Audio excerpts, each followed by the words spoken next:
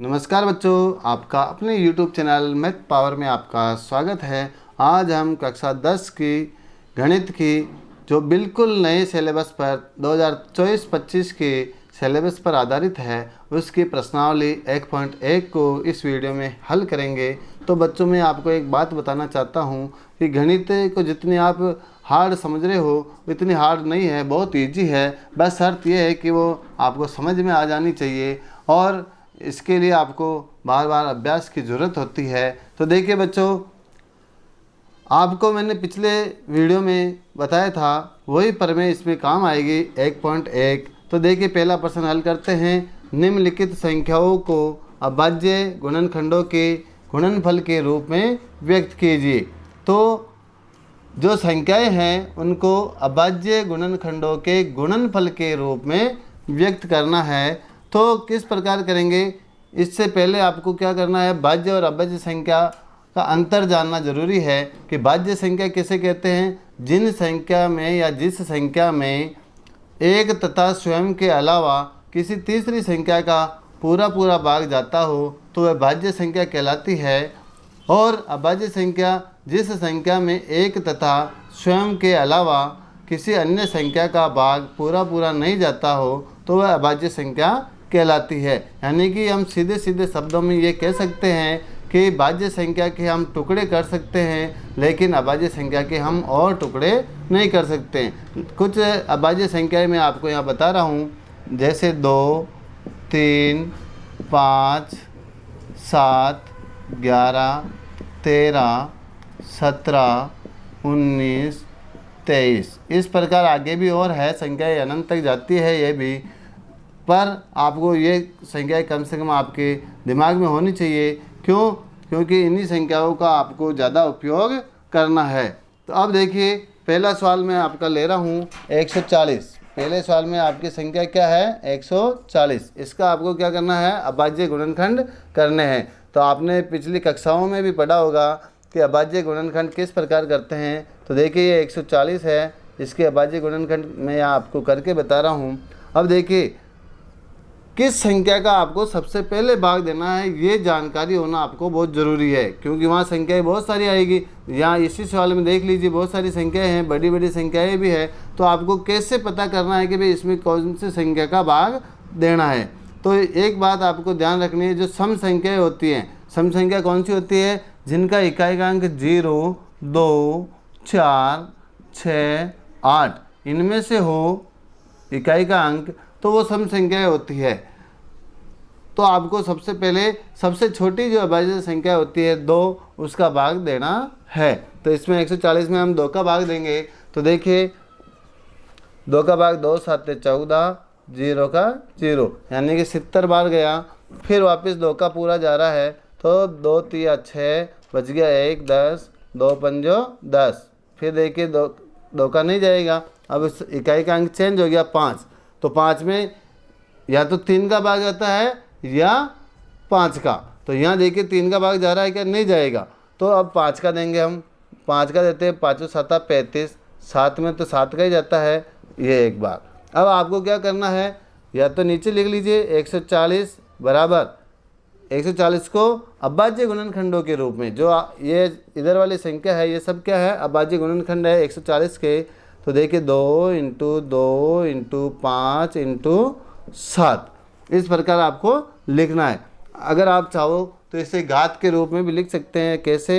140 बराबर 2 कितनी बार है? 2 2 बार है, तो 2 की घात 2 × 5 की घात 1 × 7 की घात 1, यह आपका आंसर हो जाएगा। अब देखिए, जो अभाज्य गुणनखंड है इधर वाले, इन सबको अगर आप गुणा करते हो तो 140 से प्राप्त होंगे। देखिए, 7 को 35 से 5 से करेंगे तो 7 5 35, 35 को 2 से करेंगे तो 140, सॉरी 35 दूना 70, 70 को 2 से करेंगे तो 140 प्राप्त हो जाएंगे। यानी बराबर का चिन्ह ये बताता है कि इधर वाली संख्या और इधर वाली संख्या दोनों का मान क्या होता है? बराबर। ठीक है। अब देखिए, अगला करते हैं 156। इसको मिटा देता हूँ मैं।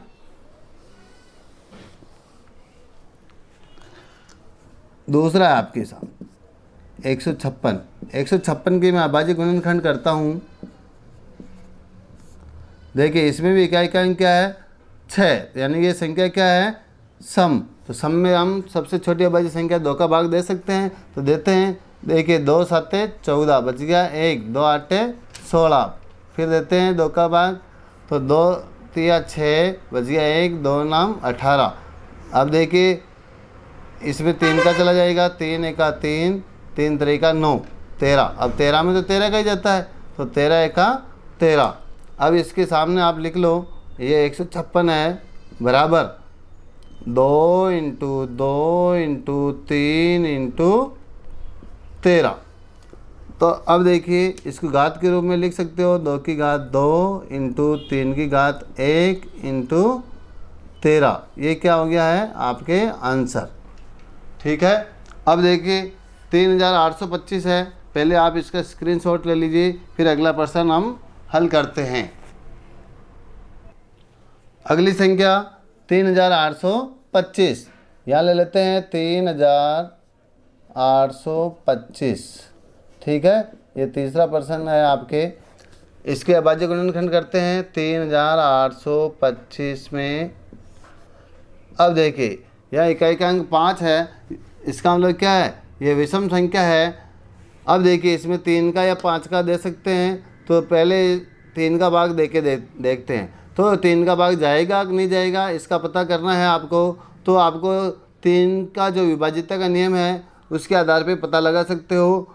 3 के विभाज्यता का नियम क्या कहता है कि सभी संख्याओं के योग में अगर 3 का भाग जा रहा हो तो वो 3 से विभाज्य है। तो देखिए 5 2 7, 7 8, 15, 15 3 18, 18 में 3 का भाग जाता है, तो हम 3 का देते हैं। देखिए 3 1 3, 3 दूनी 6 बच गए 2 22, 3 7 21 बच गया 1, 3 5 15।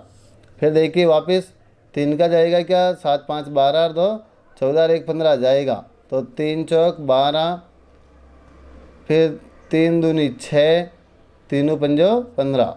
अब देखिए अब इसमें 3 का नहीं जाएगा, 5 2 7 4 11 और नहीं जा रहा है, तो अब हम 5 का दे देंगे। ठीक है, 5 का देते हैं, 5 8 40, बच गए कितने 2, 5 25। देखिए अब इसमें 5 का जाएगा अभी, तो 5 1 5, फिर बच गए कितने 3 35, तो 5 7 35, 17 बार वापस 17 में देंगे, तो 17 में 17 का ही जाता है, क्योंकि ये खुद ही क्या है, अभाज्य संख्या है। तो अब आपको क्या करना है, यहाँ 3825 बराबर में इधर वाली संख्याएँ आपको लिखनी है, 3 इंटू 3 इंटू 5 इंटू 5 इंटू 17। ठीक है, या इसको आप घात के रूप में लिखना चाहते हो, 3 की घात 3 इंटू 3 की घात 2 इंटू 5 की घात 2 इंटू 17। ये आपका आंसर हो जाएगा। अब देखिए दूसरा प्रश्न, अगला प्रश्न है आपके चौथा। ये कह रहा है 5005।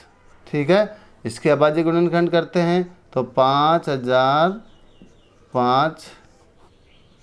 अब देखिए इकाई का अंक 5 है, तो 5 का दे देते हैं अपन, 5 1 5, फिर 0 0 बाघ टूट की सुप हो गई, 5 1 5।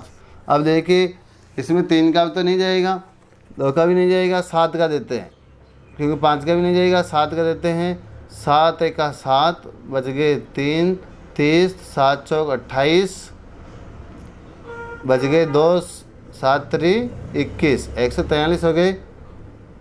अब देखिए 143 में 11 का जाएगा, 11 1 11 बच गया 3, 11 3 33, फिर 13 का जाएगा, तो क्या हो जाएगा 13 1 13। ये आपके हो गए। तो आपको क्या यहाँ लिखना है,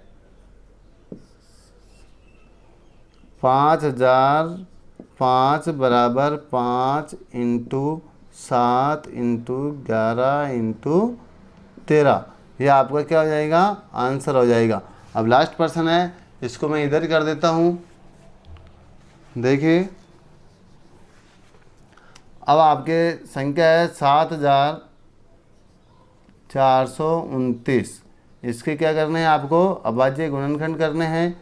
तो देखिए इसमें क्या है, इकाई का अंक 9 आ रहा है, इसमें 3 का भाग जाता है क्या है, देखिए 9 और 2 11 और 4 15 और 7 कितने होते हैं 22। 22 में 3 का नहीं जाता है, तो नहीं जाएगा।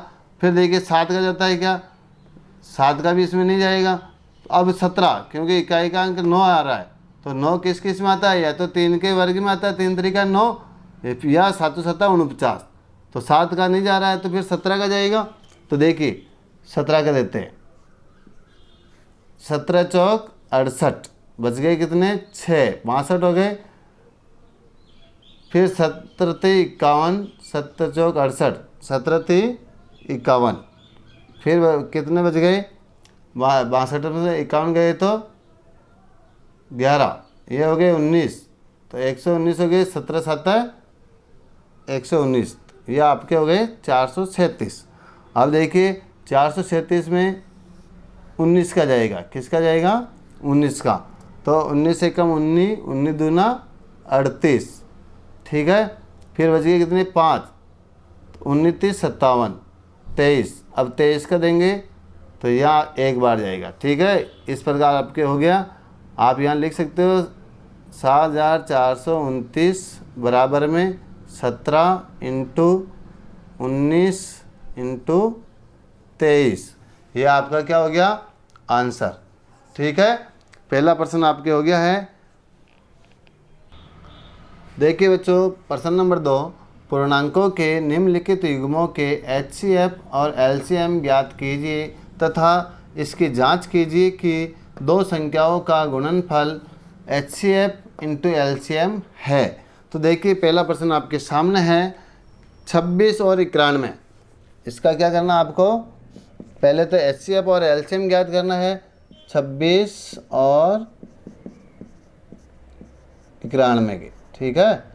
अब देखिए कैसे करते हैं। तो पहले तो आपको क्या करना है, 26 यहाँ लेना है और 91 यहाँ लेना है। अब इनके क्या करने हैं, अभाज्य गुणनखंड करने हैं। कैसे करते हैं, देखिए 26 का मैं यहाँ कर रहा हूँ, 2 का भाग दिया 13 बार, फिर 13 का दिया 1 बार। तो 26 के कौन कौन से हो गए, 2 × 13 और 1 तो ध्यान रखना सभी का होता है, 1 क्या है, सभी का होता है।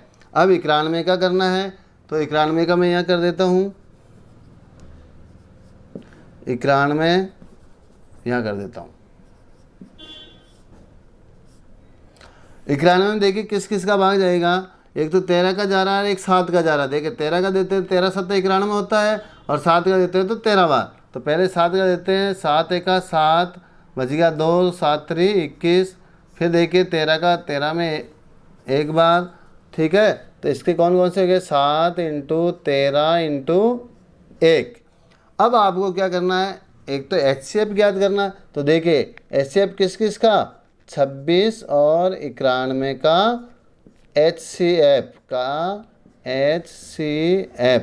तो HCF कैसे ज्ञात करते हैं, सबसे छोटी घात जो कॉमन संख्या होती है उसको हम लेते हैं। तो देखिए यहाँ 2 इसमें है क्या, पूरे में नहीं है, ठीक है। 13 इसमें है, 13 इसमें है, दोनों की घात 1 है, समान है, यानी कि 13 आ गई। और 1 तो होता है सभी में, तो 1 को आप गुणा भी करोगे तो भी इसका क्या आएगा, 13 1 13 ही आएगा। तो HCF आपके क्या आ गया, 13। अब क्या करना है, 26 91 का आपको क्या करना है, LCM ज्ञात करना का LCM। तो कैसे ज्ञात करते हैं आपको पता है, यानी सभी संख्याएं जो कॉमन है उसको तो एक बार ही लेना है, जो कॉमन नहीं है और कॉमन के अलावा संख्या है उनको भी लेना है, यानी सबसे बड़ी घात लेनी है कॉमन संख्या की या उभयनिष्ठ संख्या की। तो देखिए इसमें 2 है, इसमें नहीं है तो भी 2 को लेना है गुणा, इसमें 7 है, इसमें नहीं है तो भी इसको लेना है। अब देखिए 13 दोनों में है तो 13 एक बार ही आएगा, दोनों बार नहीं आएगा ना, × 1। इन सबको आप गुणा कर लो, 13 7 91, 91 को 2 से करते हैं तो 182, 182 को 1 से करते हैं तो 182 आएगा। तो आपके क्या आ गया, ये दोनों आ गए HCF और LCM। अब आपको क्या उस सूत्र की सहायता से, कौन से वाले सूत्र की सहायता से जांच करनी है आपको। जांच में इधर कर देता हूँ, इसकी जांच कौन सा सूत्र है, HCF × LCM बराबर पहली संख्या × दूसरी संख्या, यानी कि A × B। इसी सूत्र के आधार पे आपको इसकी जांच करनी है कि भाई क्या बताना है कि दो संख्याओं का गुणनफल HCF इंटू LCM है।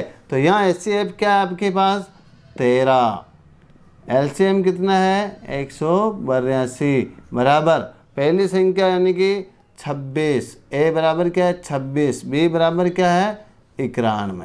ठीक है, अब इन दोनों को क्या करना है गुणा करना। 13 को करेंगे इससे तो 13 कम 13, 13 दूना 26 का 6 हासिल का 2। 13 को 8 बार गुणा करेंगे 13 अंटे, या मैं डायरेक्ट गुणा कर देता हूँ इसका, तो ये हो जाएगा आपके 2366 बराबर इसका भी क्या आएगा 2366, यानी कि दोनों का आंसर क्या आया है बराबर। तो देखिए LHS बराबर RHS दोनों क्या है बराबर। ठीक है, आप इनको अलग अलग गुणा करके भी कर सकते हो। अब देखिए सेकंड है आपके 510 और 92।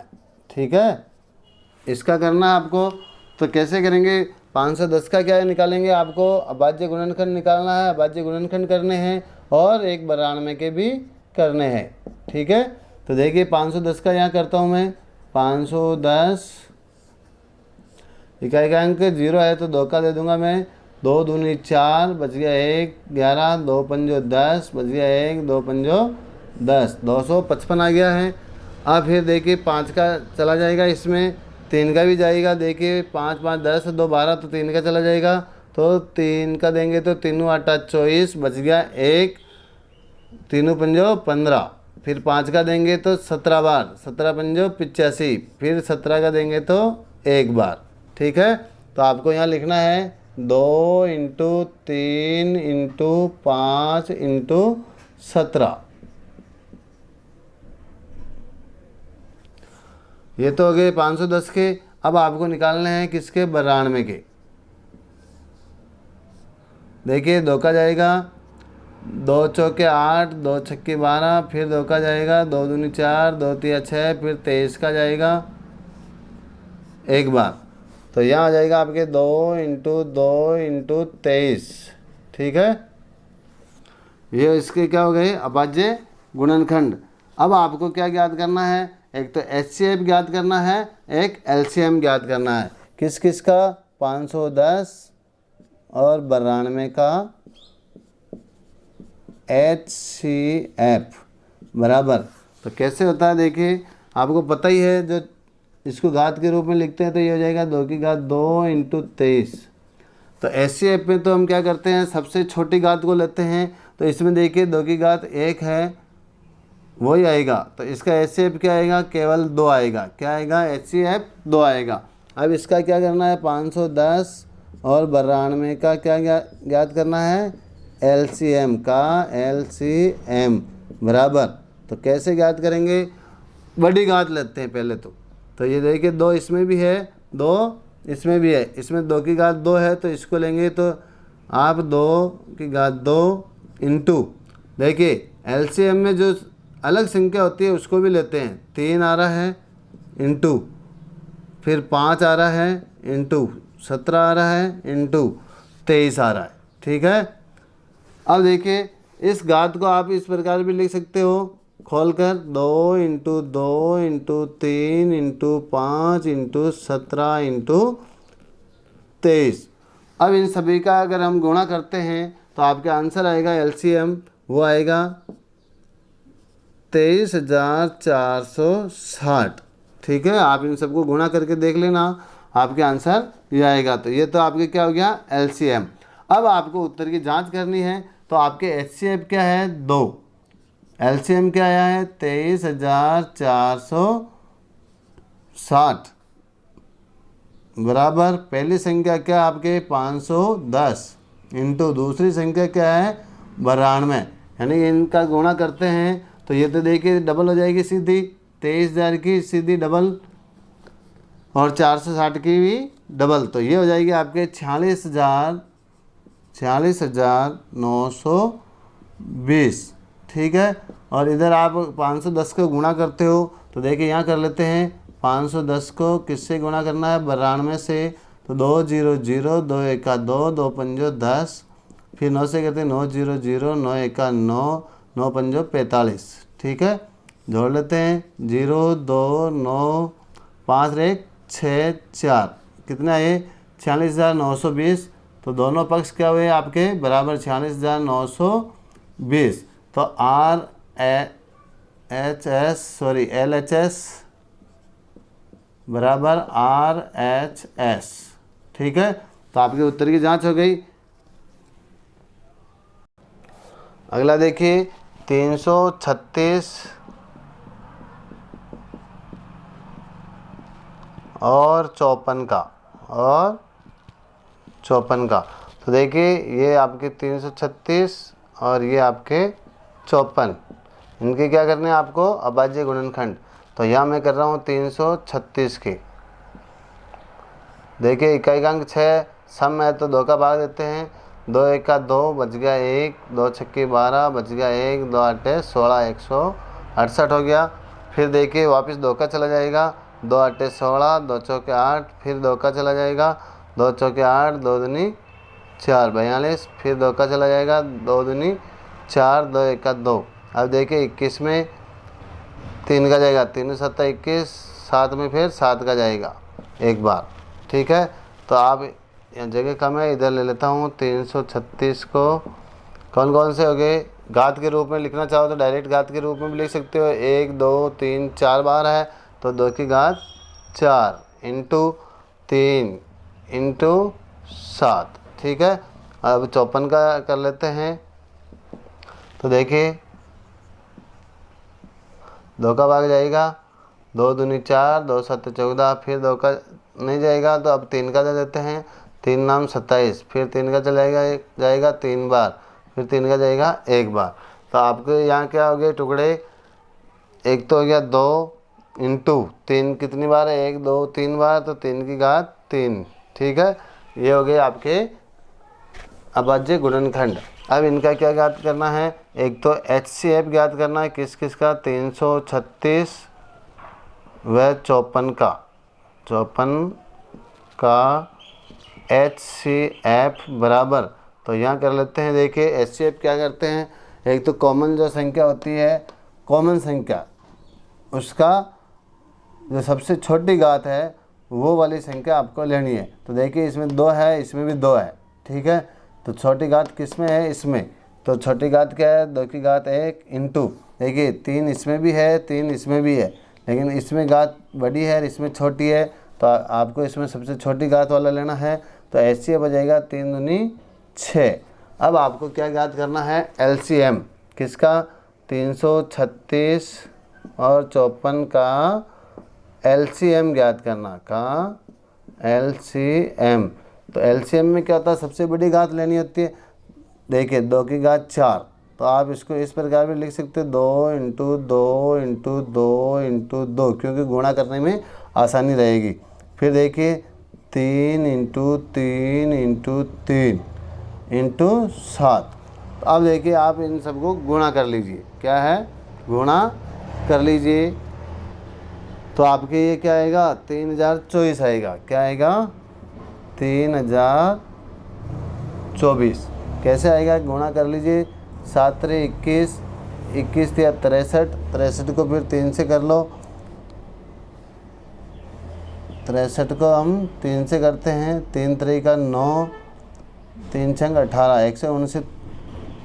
189। इसको फिर देखिए 2 2 को पहले कर लो, 2 दूनी 4, 4 दूनी 8, 8 दूनी 16, तो 189 को आप किससे कर लो 16 से कर लो। तो देखिए 6 नाम 54 का 4, असल का 5, 6 8 48, 5 53 का 3, असल का 5, 6 का 6 5 11, फिर 1 से करेंगे तो 9 8 1, जोड़ लेते हैं, 9 3 12 का 2, असल का 1, 8 1 9 1 10 की सिर्फ, असल का 1 3024। ये आपके आ गया LCM, क्या आया LCM। अब इसकी जांच कर लेते हैं। तो जांच इस सूत्र में करनी है, तो HCF क्या आया आपके 6 इंटू LCM क्या आया 3024 बराबर, पहली संख्या क्या आपके 336 इंटू दूसरी संख्या क्या है 54, इन दोनों को गुणा करेंगे तो आपके आएगा इधर 18,144 बराबर, इधर गुणा करेंगे तो 18,144। ठीक है, गुणा करके देख लो भले, यहाँ एक तरफ गुणा करके बता देता हूँ। 3024 को किससे गुणा करना है? 6 से। 6 चौका 24 का 4, हासिल का 2, 6 2 12 और 2 14 का 4, हासिल का 1 है, तो 6 को 0 से करेंगे तो 1 आएगा। 6 3 18, तो कितना है? 18,144, तो इधर भी 18,144 ही आएगा। ठीक है, तो LHS बराबर RHS। ठीक है, ये आपका प्रश्न नंबर 2 भी पूरा हो गया है। प्रश्न नंबर 3, अभाज्य गुणनखंड विधि द्वारा निम्नलिखित पूर्णांकों के HCF और LCM ज्ञात कीजिए। यानी कि HCF का मतलब तो मैसेप है, क्या होता है? मैसेप है। और LCM का मतलब होता है लेसेप है, क्या होता है? लेसेप है। तो कौन सी विधि लेनी है आपको? अभाज्य गुणनखंड विधि। तो पहला सवाल हल करते हैं। 12, 15 और 21, 12, 15 और 21। तो यहाँ देखिए ये 12, 15 और 21, इनके क्या करने हैं आपको? अभाज्य गुणनखंड करने हैं। तो मैं 12 का कर रहा हूँ। पहले 2 का भाग जाएगा, 2 छक्के 12, फिर 2 का जाएगा 3 बार, 2 तिया 6, 3 का जाएगा 1 बार। यानी कि 12 के टुकड़े क्या क्या हो गए? 2 × 2 × 3। ठीक है, अब मैं 15 का कर रहा हूँ। 3 का भाग जाएगा, 3 × 5 15, 5 का जाएगा 1 बार। तो 15 के कौन कौन से हो गए? 3 × 5 × 1 भी लिख सकते हो। देखिए 1 सभी का होता है ना, 1 सभी का ही होता है। अब 21 का कर लेता हूँ मैं। 3 का जाएगा, 3 × 7 21, 7 का जाएगा 1 बार। तो 3 × 7 × 1। अब देखिए यहाँ HCF ज्ञात करना है पहले। तो HCF बराबर क्या हो जाएगा? देखिए कॉमन चीज़ कौन सी है? यहाँ 2 इसमें है लेकिन इन दोनों में नहीं है।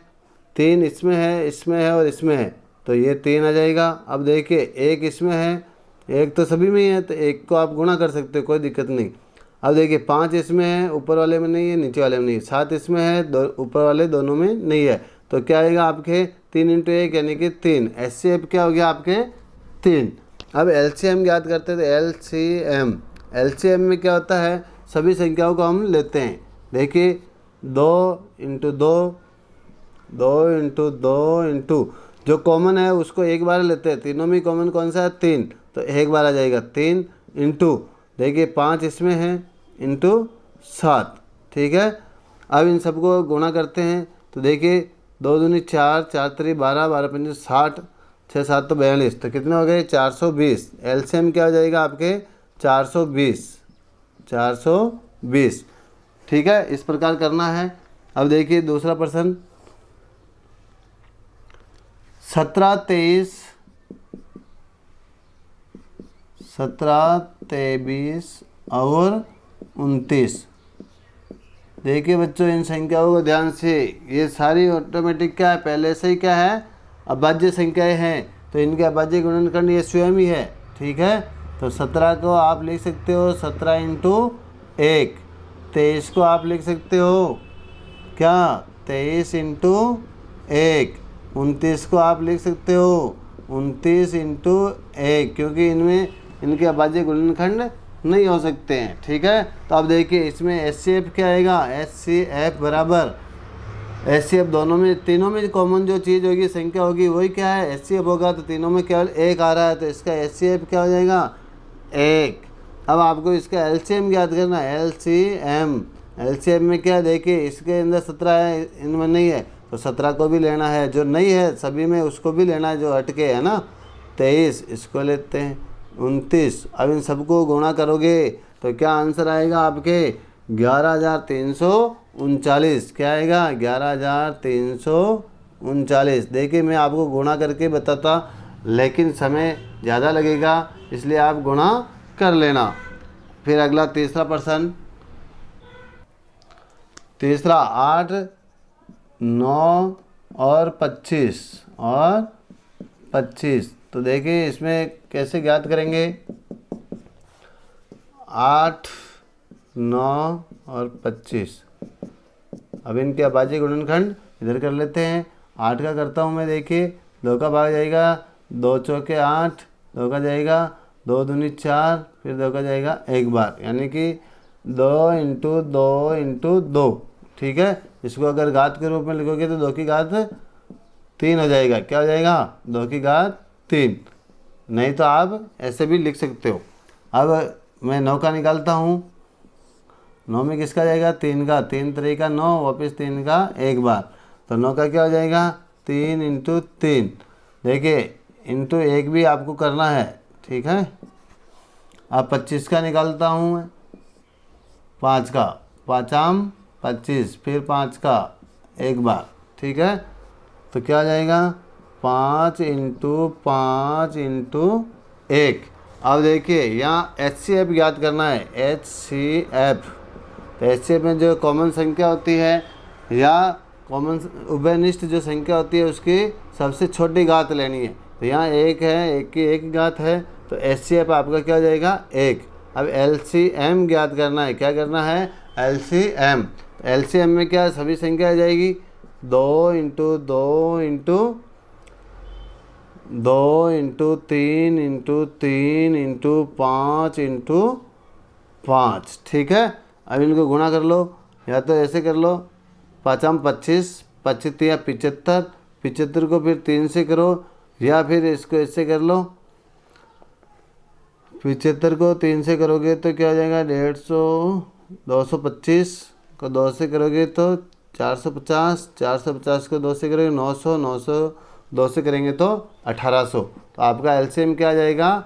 1800। ये आपका आंसर हो जाएगा प्रश्न नंबर 3 कंप्लीट।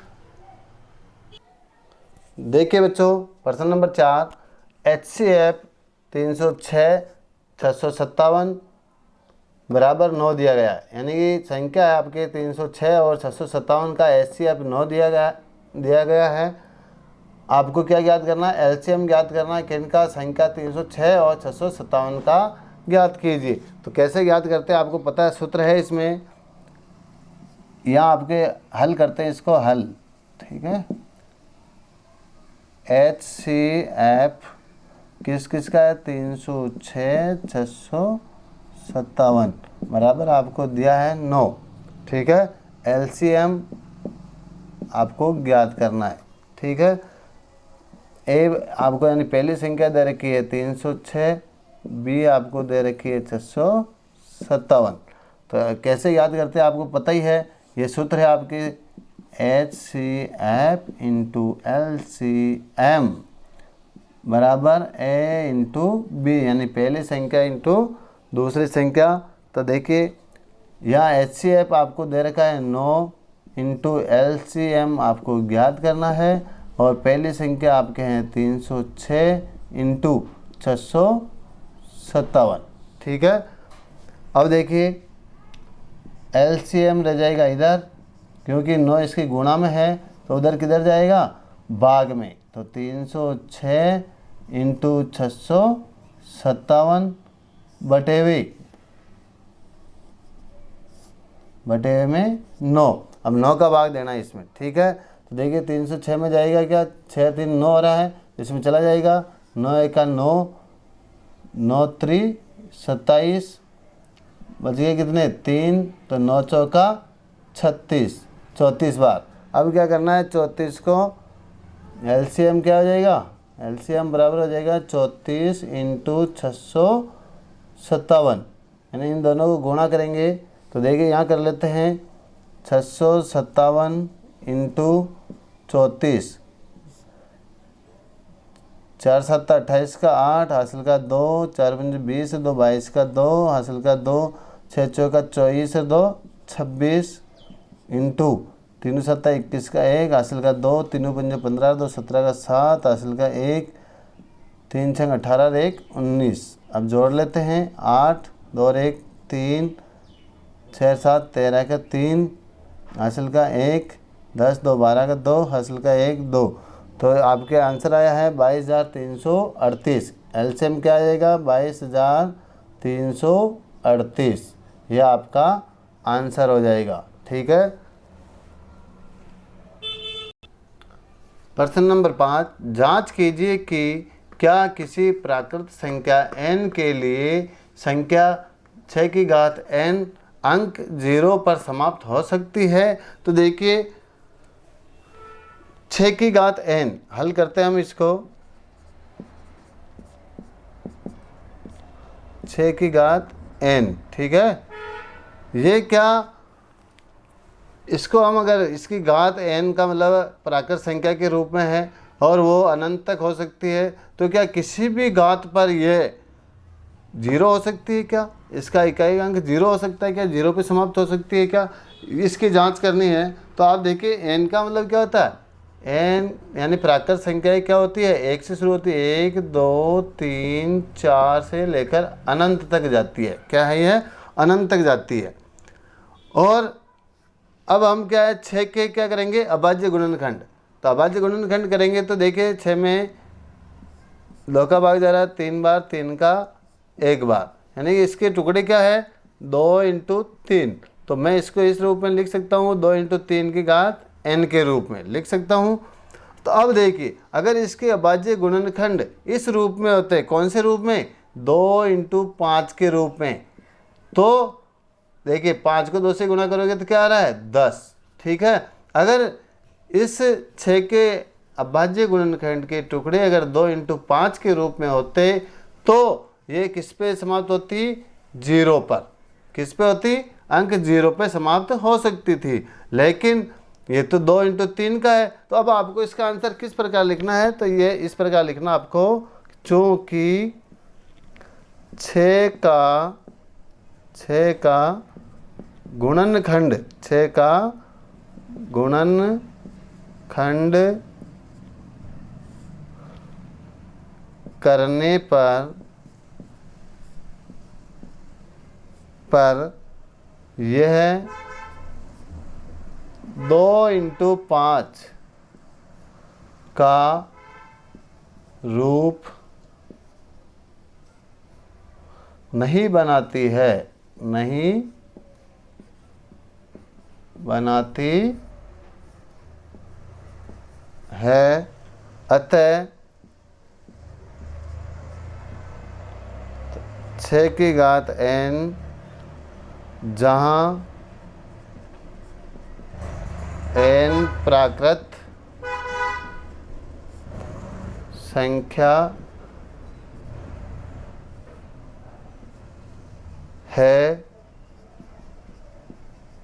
के लिए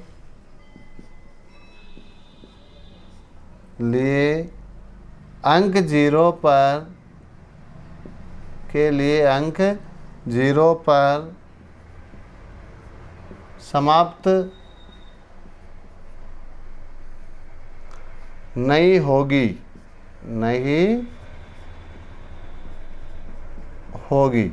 बस इस प्रश्न का आंसर यही है। क्या है, ये आपका आंसर होगा।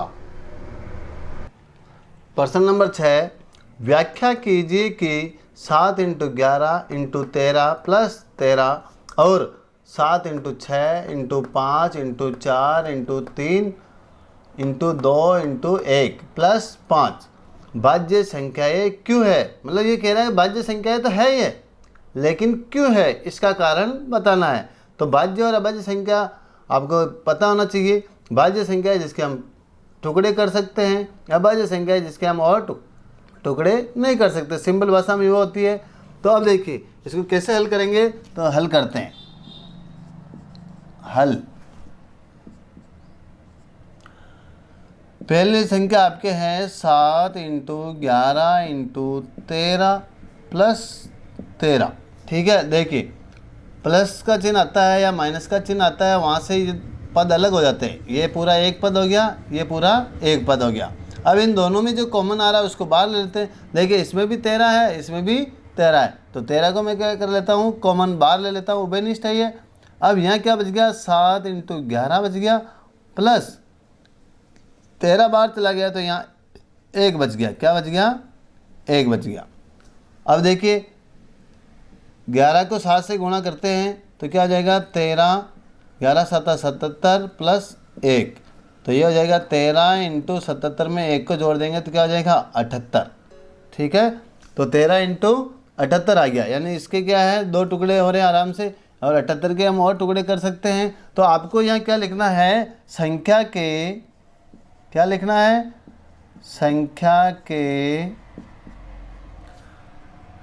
2 से अधिक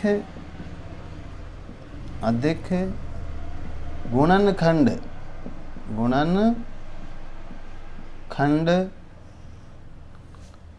संभव है,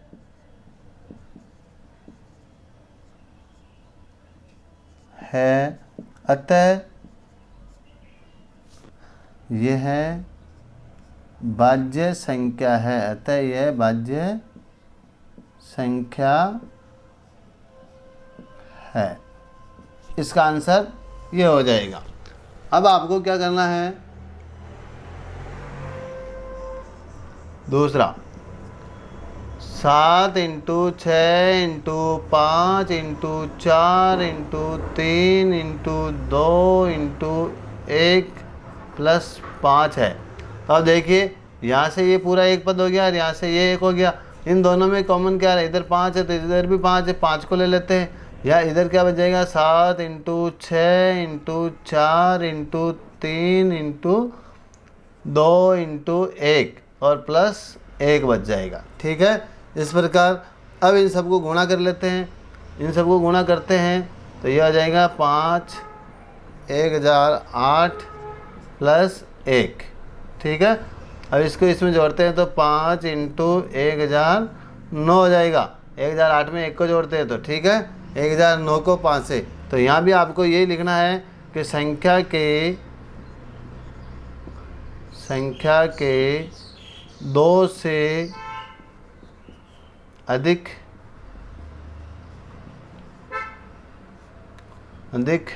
गुणनखंड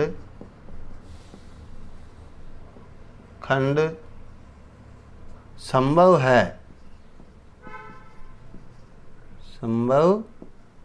है, अतः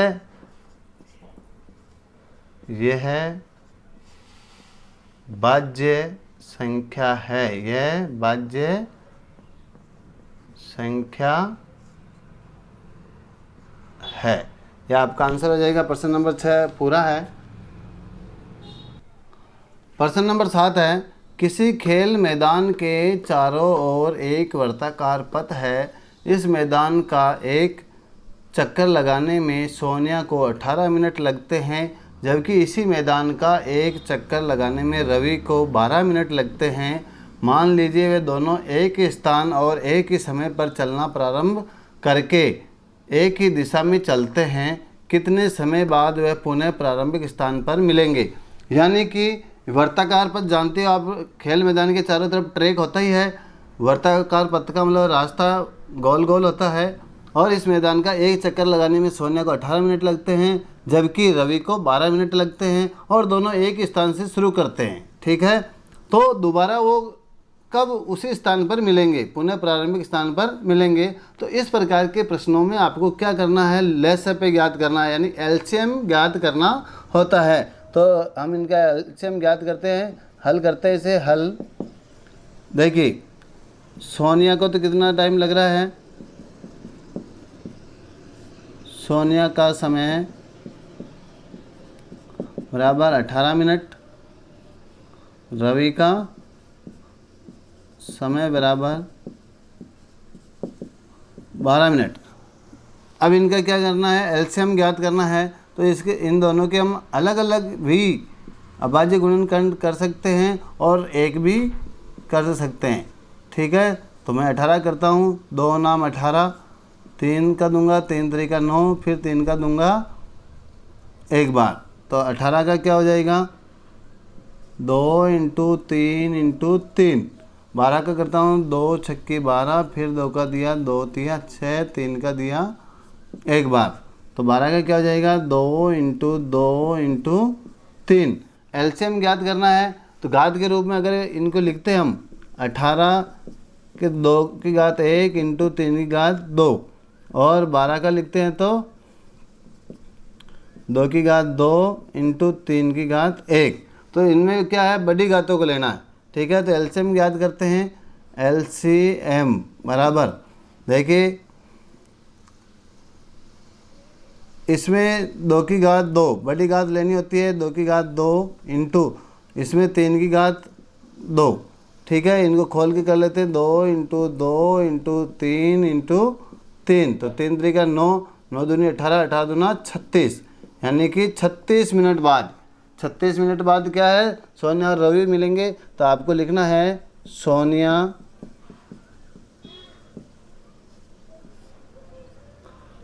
तथा रवि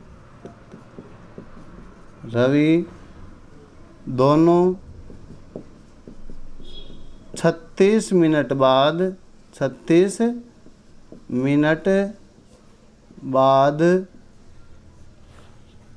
पुनः प्रारंभिक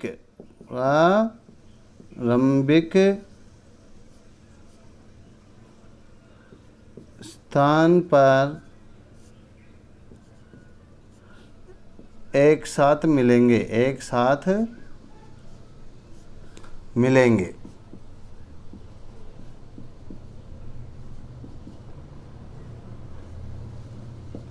यह आपका आंसर हो जाएगा। तो बच्चों, कैसा लगा हमारा वीडियो को लाइक एंड सब्सक्राइब करें और कमेंट में ज़रूर बताइए। ये आपकी प्रश्नावली 1.1 पूरी हो गई है। Thank you.